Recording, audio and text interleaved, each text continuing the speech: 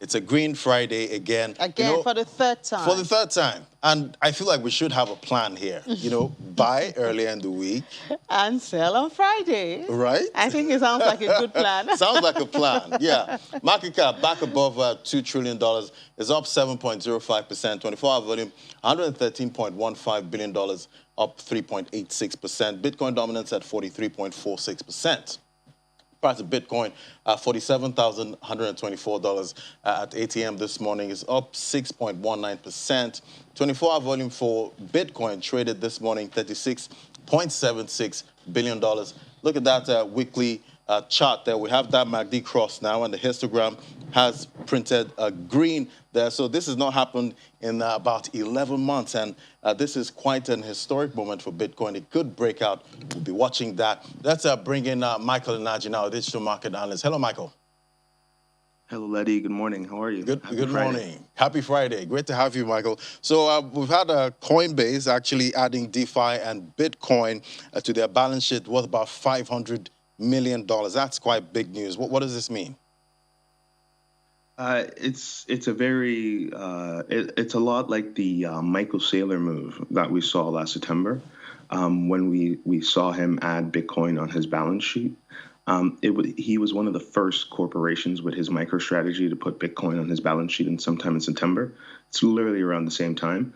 And what we saw in the next months was we saw Bitcoin move on an exponential scale, essentially because what that means is they got the regulatory clearance to own DeFi, especially Ethereum and other projects on their balance sheet, which means, so despite whatever the SEC is going to do in terms of whether they're going to fine a lot of these products as securities or not, it means that Coinbase has the confidence to go forward and own them on their balance sheet.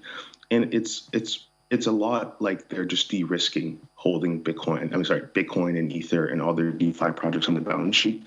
So what they're doing is on the risk tail of things in crypto, they're just de-risking things people probably would have been scared to hold on their balance sheet because, hey, now at least they know they're going to sue Coinbase as well.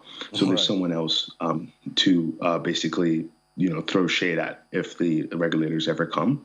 And you can always be like, hey, why did you let Coinbase buy DeFi products on their balance sheet? Why didn't you stop them?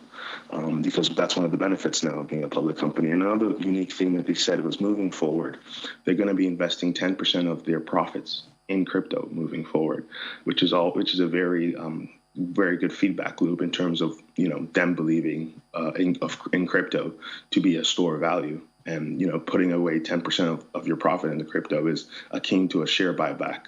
But them and Michael Saylor are reinventing the wheel now, and how corporations use their excess profit, in order to protect themselves in the future. Okay, all right, Michael. Very quickly now, are you bullish on Coinbase stock? Yes. I think Coinbase stock and MicroStrategy stock are one of the outlets that some institutions, they have charters that basically, it's hard for them to own things like Bitcoin and other things. So it's a kind of an indirect exposure. So yes, I'm heavily bullish on it because it's an avenue for a lot of pent up capital that can't hold Bitcoin to get into the market. Yes. All right, Michael. Thank you so much. Always great to talk to you. Have a green weekend. Thank you so much. You too, Laddie. All right, so now let's look at the coin to watch. They had their IDO a couple of days ago, and they got listed yesterday. That's Babylon.io. They got listed. The IDO cost about 4 cents. Got as high as over 20 cents. That's about 5x on listing on ApeSwap. That's a big one there in the IDO space and NFT space. Babylon, they're doing really well today. Market cap at $39.49 million. So if you got in that IDO, congratulations. That's how the market's looking today. Thank you, Ladi, and we hope it to continue to look good through the weekend. And maybe we should really work on that plan we're talking about. Yeah, that plan should, it's quite profitable, but hope it doesn't flip on us next weekend. I hope so too. Well, that's it on the program for today and the week. Thank you so much for watching. Do remember to join us at 1:30.